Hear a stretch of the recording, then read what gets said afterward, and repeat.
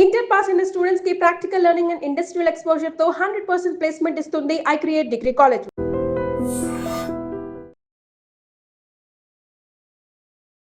నమస్కారం, welcome to I dream. ధర్మ మార్గం విత్ విజిత కార్యక్రమానికి స్వాగతం.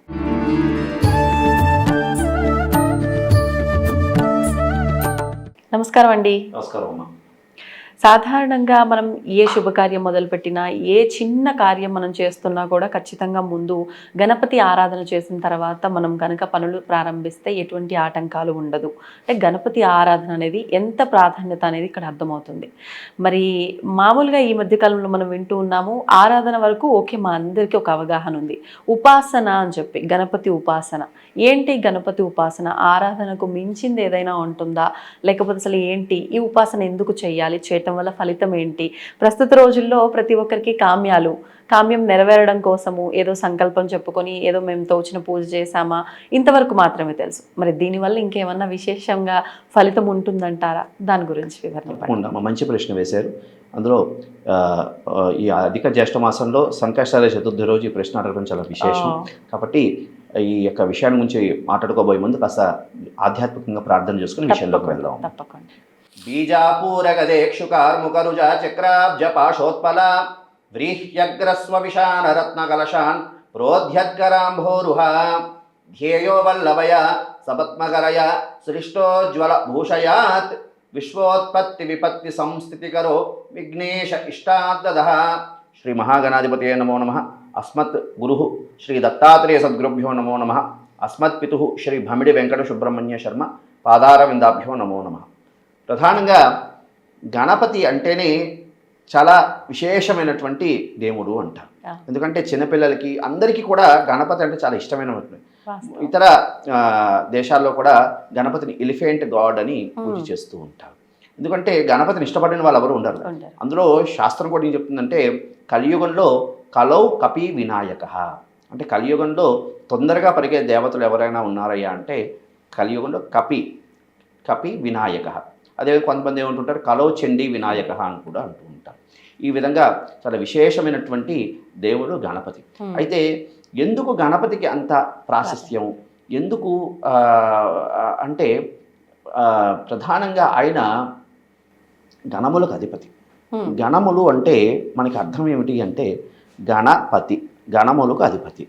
అయినా గణములు అంటే మనమందరం ఆయనకి గణాలు, మనమందరం ఆయనకి గణాలు. గణపతి గణములకి అధిపతి. శాస్త్రం ఇంకోటి ఏం చెప్తుందంటే, ఏదైనా ఒక శుభకార్యం అనుకోండి, లేకపోతే ఏదైనా ప్రారంభించే ముందు గణపతి ఆరాధన చేయకుండా ఏది చేసినా సరే సిద్ధించదు అని.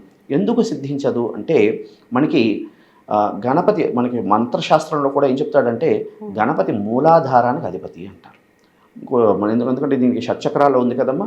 మూలాధారం తదా స్వాదిష్టానాంచ మణిపూరకం అనాహతం విశుద్ధాఖ్యం ఆజ్ఞాచక్రం విదుర్బుధా తవాధార స్వరూపాణి కోణచక్రాణి పార్వతి త్రికోణరూపిణీ శక్తి బిందురూప శివస్ఫృత అవినాభావ సంబంధ తస్మాత్ బిందు త్రికోణయో అని షట్చక్ర ధ్యానం. ఇందులో మూలాధారంకి అధిపతి గణపతి. అంటే ఏ మంత్రమైనా సిద్ధించాలన్నా, ఏ కార్యమైనా సిద్ధించాలన్నా గణపతి అనుజ్ఞ లేనిదే మనకి ఏది సిద్ధించదు. మనం చాలామంది అంటూ ఉంటారు, అతిథిష్ట మహాకాయ కల్పోత దహనోపమ భైరవాయ నమస్తుభ్యం అనుజ్ఞాం దాతుమర్హసి అని. భైరవ అనుజ్ఞ లేనిదే ఏది కూడా ప్రవేశించడానికి వీల్లేదు. అలాగే గణపతి అనుగ్రహం లేనిదే ఏది కూడా సిద్ధించదమ్మా. ఎందుకంటే ఏదైనా మనకి షట్చక్రాలు అన్నీ కూడా శుద్ధి అవ్వాలన్నా, యాక్టివేట్ అవ్వాలన్నా ప్రధానమైనటువంటి దేవుడు గణపతి. గణపతి మంత్రసిద్ధి జరగందే ఏ దేవతలు కూడా సిద్ధించవు.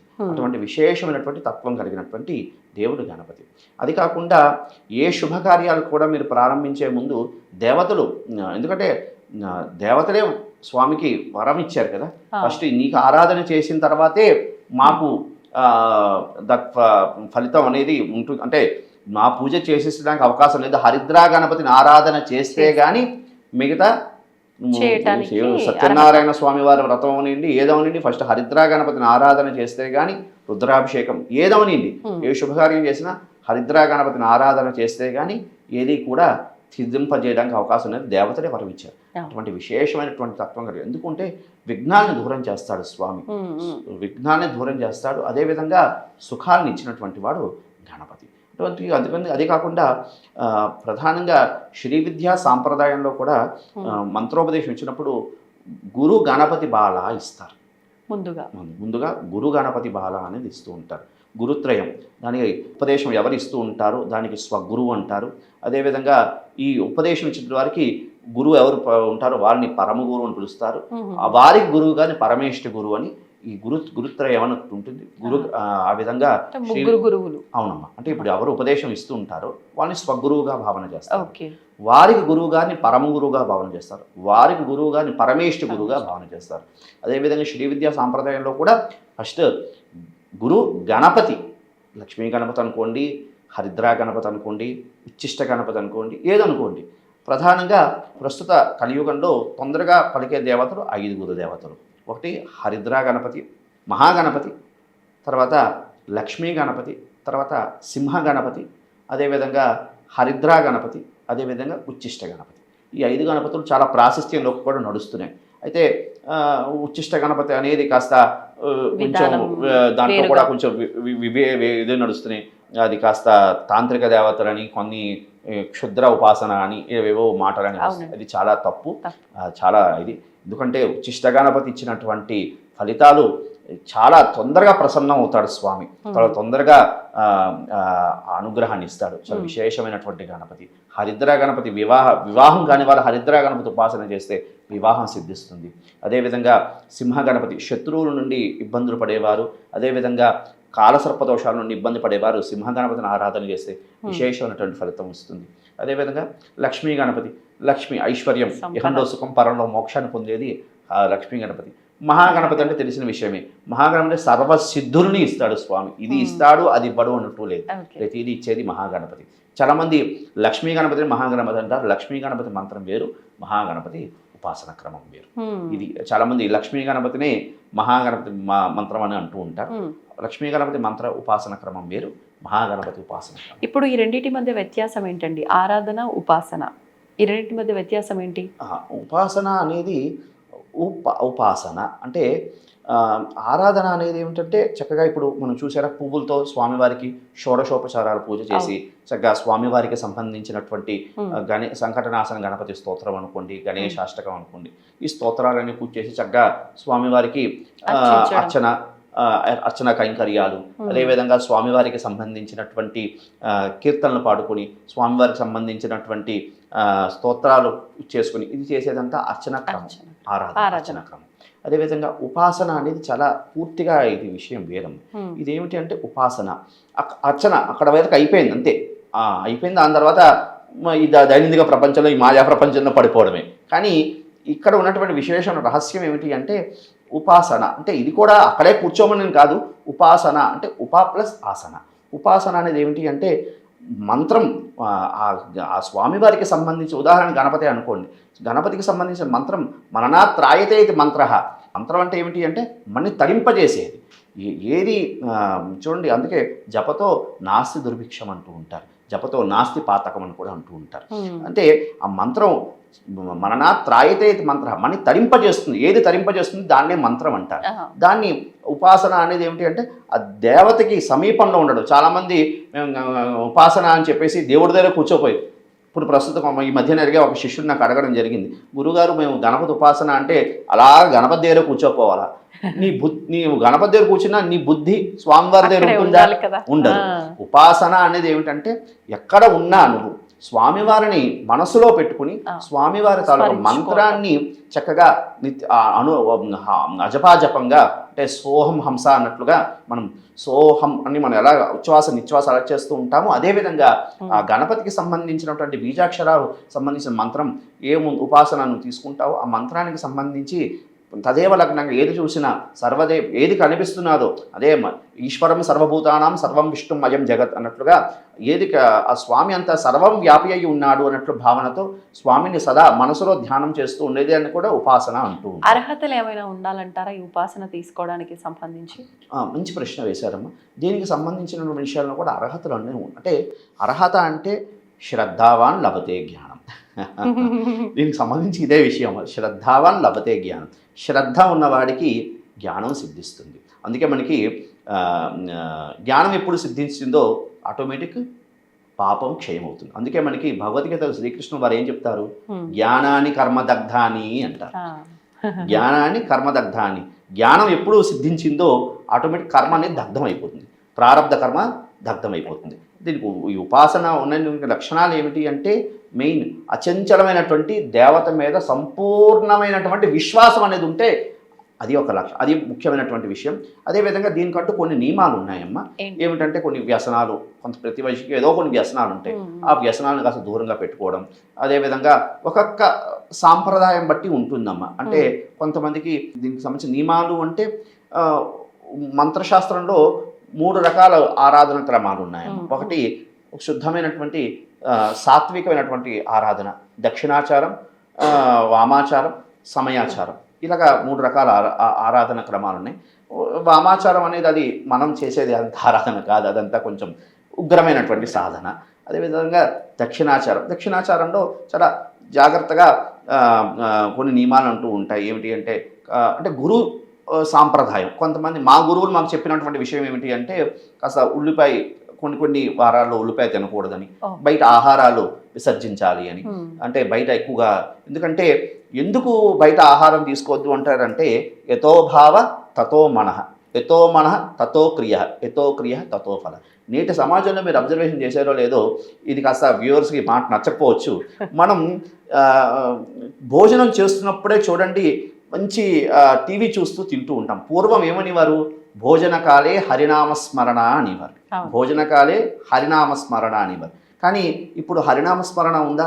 హరనామస్మరణ ఏమీ లేదు. ఏమో నడుస్తున్నది, ఆ వేసేటప్పుడు టీవీ వేసుకుని మనం ఇది అంతా చూస్తూ అదే టైంలో సెల్ ఫోన్ చూస్తూ మనం తింటున్నాం. కొద్దిగా ఏదో చూసేది ఆధ్యాత్మికమైనటువంటి చింతన చూస్తామా, చూసేది అదేవేవో తాపత్రయాలు, ఇంకా అమ్మలకి క్షమించాలి, ఇంకా సీరియళ్ళు అవి ఏవేవో అవన్నీ చూడడం వల్ల యథోభావ తతో మన ఆ చేసేటప్పుడు వంట చేసేటప్పుడు కూడా అలాంటివి. అందుకే పూర్వం ఏమని వారమ్మా పెద్దవాళ్ళు, అన్నం వండుతున్నప్పుడు చేస్తున్నప్పుడు కాస్త ఆధ్యాత్మికంగా లలితా సహస్రనామం, శ్రీమాత శ్రీ మహారాజ్ఞి శ్రీమత్ సింహాసనేశ్వరి చిదగ్నికుండ సంభూత దేవకార్య సముద్రతే నిత్యానందకరి వరా భయకరి సౌందర్య రత్నాకరి. అమ్మవారికి సంబంధించినటువంటి శ్లోకాలు చక్కగా చదువుకుంటూ వంట చేస్తే అది అమృత తుల్యమైనటువంటి అవుతుంది. అది చక్కగా పిల్లలు కుటుంబ సభ్యులంతా తింటే అదంతా కూడా ఒంటికి పడుతుంది. కానీ ప్రస్తుత కాలంలో అవన్నీ లేవు. కానీ బయట కూడా వ్యవస్థ కూడా ఏమవుతున్నది, వాడు ఏ తాపత్రయంతో వండుతాడు, ఏ గలాటాలు కొట్టుకొని అవి వండుతారు, శుచి శుభ్రత ఉండదు. అవి తినడం వల్ల మనకేమవుతుంది, శరీరం అంతా కూడా మనకి అదే భావన కలుగుతుంది. దానివల్ల లేనిపోని తాపత్రయాలన్నీ మనకు వస్తాయి. అందుకని బయట ఆహారాలు నిషిద్ధం అన్నటువంటి ఒక భావన. కాబట్టి ఇది అంటే కొన్ని వ్యసనాలు అనేది విసర్జించాలమ్మా. అదేవిధంగా ఉల్లిపాయ, ఎందుకంటే తమో గుణాత్మకమైనటువంటి విషయం, అది అంటే సాధనకి పనికిరాదు అని అంటారు. కాబట్టి దాన్ని విసర్జించడం. కొన్ని అంటే మరీ తప్పదు ఆరోగ్యరీత్యా అంటే కొన్ని తీసుకోవచ్చు, కానీ కొన్ని రోజుల్లో అయితే పూర్తిగా విసర్జించాలి. మేమైతే నేటికి ఒక 18 సంవత్సరాలు ఉల్లిపాయ పూర్తిగా విసర్జించడం జరిగింది. అదేవిధంగా దాన్ని ఏమంటారు, మా గురువాక్య ప్రమాణం, మా గురువు గారు ఏం చెప్తే అదే ప్రమాణంగా మేము చేసేది. అదేవిధంగా దానికి సంబంధించినటువంటి బయట ఆహారం మాకు నిషిద్ధం అని చెప్పారు. ఆ విధంగా చేయడం. అదేవిధంగా ఒక మంత్రాన్ని తీసుకుని మంత్రాన్ని అక్షరలక్ష జపం చేయడం. ఆ విధంగా చేయడం ద్వారా మంత్రసిద్ధి కలిగి ఈ ఆ దేవత యొక్క అనుగ్రహానికి పాత్రుడవడానికి అవకాశం ఉంటుందమ్మా. మరి అంటే నార్మల్గా సామాన్యులందరికీ తెలిసింది ఆరాధన. మీరు ముందర చెప్పినట్టుగా భక్తిగా, అంటే భక్తి శ్రద్ధలతో చేస్తున్నామా లేదంటే మొక్కుబడిగా చేస్తున్నామా, ఏదైనా విశేషం ఉంది ఆ రోజున చేస్తున్నామా పక్కన పెడితే, అలా చేయటము మా పలానా కామ్యాన్ని నెరవేర్చుకోవటము, స్వామికి ఇది ఇలా చేస్తే మా కామ్యం నెరవేరుతుంది. మీరు చెప్పిన ఈ ఉపాసన నియమనిష్ఠులతో కూడిన ఈ ఉపాసన చేయటం వల్ల కూడా కోరికలు నెరవేరుతాయా? ఫస్ట్ విషయం ఏంటంటే, ఇప్పుడు చూడండి, మీకు దీక్ష అనేది ఎవరైనా అయ్యప్ప దీక్ష అనుకోండి, లేకపోతే గణపతి దీక్ష, ఏవో దీక్ష, వాళ్ళు దీక్ష నియమాలని ఎందుకు పెట్టుకున్నారు? దీక్ష నియమాలను పెట్టుకోకుండా నిత్యం ఆరాధన చేసుకోవచ్చు అన్నట్టు చేసుకోవచ్చు కదా.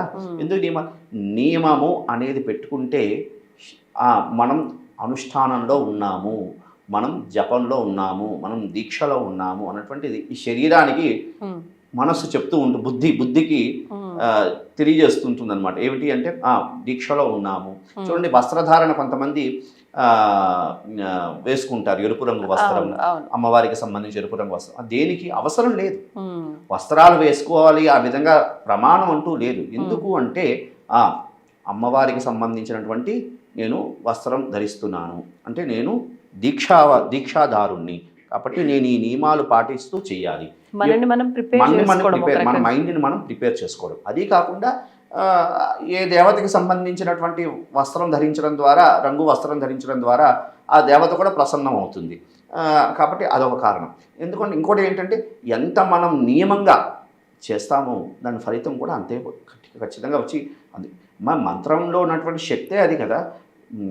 మన దాన్ని ఏమంటారు, లక్ష్మీ గణపతికి సంబంధించినటువంటి మంత్రాన్ని తీసుకుంటే దాంట్లో సుమారుగా 5 బీజాక్షరాలు ఉన్నాయి.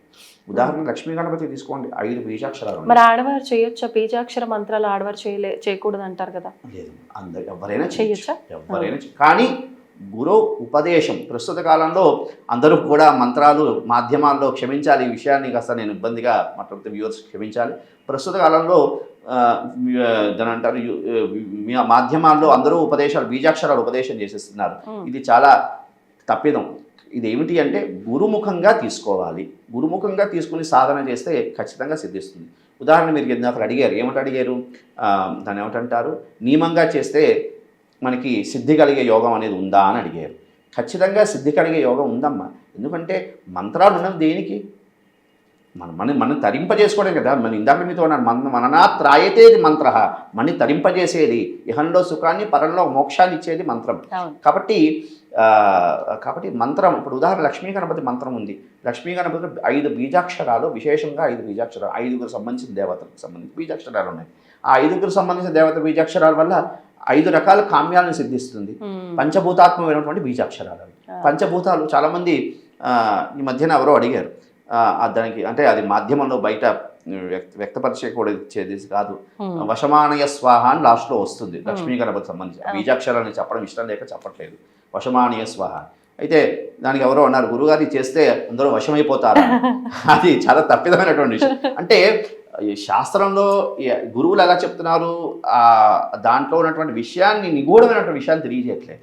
అందులో ఉన్నటువంటి బీజాక్షరాలు పృథ్వీతత్వం, వాయుతత్వం, జలతత్వం, ఆకాశతత్వం, ఈ విధంగా అగ్నితత్వం, ఈ విధంగా ఉన్నటువంటి బీజాక్షరాలు. దీన్ని మనం సాధన చేయడం ద్వారా ఎప్పుడు ప్రకృతి మనకి ఆధీనమై ఉందో దేవతలు సర్వం మనకి వశమే ఉంది. దేవతే మనకి వశమైనప్పుడు యావత్ జగత్తే మనకి వశీకమై ఉంటుంది. కాబట్టి అంటే ఆ తత్వాన్ని ఎవరు తెలుసుకోలేకపోతున్నారు. కాబట్టి అంటే అదంతా తప్పిదం ఎవరిదంటే వాళ్ళు తప్పిదం అంటే గురువుల దగ్గర నేను ఇచ్చేయను, శిష్యుడు వెళ్ళి తెలుసుకోవాలి. మంత్రోపదేశం తీసేసుకున్నాక, గురువుగారి దగ్గరికి వెళ్ళి మంత్రోపదేశం తీసేసుకున్నాక అయిపోయింది అని చెప్పేసి దులిపించుకుని వెళ్ళిపోవడం కాదమ్మా. విషయం ఏంటంటే గురువుని ఆశ్రయించి, గురువుని శుశ్రూష చేసి, ఇప్పుడు ఎవరమ్మా చేస్తున్నారు, అందుకే సిద్ధులు ఎక్కడ, మంత్రసిద్ధి ఎక్కడ కలుగుతున్నది చెప్పండి. మంచి గురువుని ఆశ్రయించాలి. గురువు దగ్గర ఉపదేశం తీసేసుకుంటారు చాలామంది, అదే గురువుని నిందస్థుతి చేస్తుంటారు. గురునింద మహాపాపం. ఎందుకు అంటే గురునింద చేయడం వల్ల బ్రహ్మరాక్షసులై పుడతారని మనకి పురాణ పురోక్తంలో కూడా ఉంది. మాతృనింద, గురునింద, పితృనింద, దైవనింద, అదేవిధంగా స్త్రీ నింద, ఆడవాళ్ళని కూడా నింద చేయకూడదు అని. ఇవి చేయడం వల్ల 5గురు శాపాలు మనకి దీంట్లో కూడా ఉంది. గురుశాపం, అదేవిధంగా పితృశాపం, అదేవిధంగా మాతృశాపం, అదేవిధంగా దైవ శాపం, అదేవిధంగా స్త్రీ శాపం. ఈ 5 విశేషమైనటువంటి శాపాలు. కాబట్టి గురువుని ఎప్పుడూ నిందించకూడదు. నీకు నచ్చలేదు, గురువుగారు తిట్టారని ఒక ఏదైనా తిట్టారు అంటే ఆయన్ని మంచిగా తిడతారు, ఉద్ధారణకే తిడతారు. కానీ ఒకటి ఇప్పుడు ప్రస్తుత కాలంలో గురువులు కూడా విషయం అది, దీని గురించి మనం ఒకసారి ఎప్పుడో ఒకరోజు ఎపిసోడ్ చేసుకుందాం అమ్మ. గురువు అనేవారు ఏ విధంగా ఉండాలి, శిష్యుడు అనేవారు ఏ విధంగా ఉండాలి, గురువు శిష్యుల తత్వం ఏంటి అనే విషయం గురించి కూడా మనం ఈ విషయంగా తెలుసుకున్నాం. అయితే ఖచ్చితంగా విషయం ఏంటి అంటే ఉపాసనా క్రమం అనేది ఖచ్చితంగా నియమంగా చేసి దానికి చక్కగా చక్కటమైనటువంటి గురువుని ఆశ్రయించి చక్కగా గణపతి ఉపాసన తీసుకుని ఉపాసనాన్ని నియమబద్ధంగా చేస్తే ఖచ్చితంగా మంత్రసిద్ధి కలిగి ఇహంలో సుఖాన్ని పరంలో మోక్షాన్ని పొందుతూ కామ్యసిద్ధి కలుగు కూడా జరగడానికి అవకాశం ఉంది. సంతోషం అండి, ధన్యవాదాలు. శుభమస్తు. And for more videos, Please subscribe to iDream channel. Subscribe to iDream Media. Please subscribe to iDream. Please subscribe to iDream. Please subscribe iDream. And please subscribe to iDream. For more videos, subscribe to iDream. please like, share, and subscribe to the channel. Congratulations, iDream. Subscribe to iDream. Subscribe to iDream. So subscribe to iDream Media. iDream ki iDream team andarki huge congratulations. Please subscribe iDream Media. Please subscribe to iDream.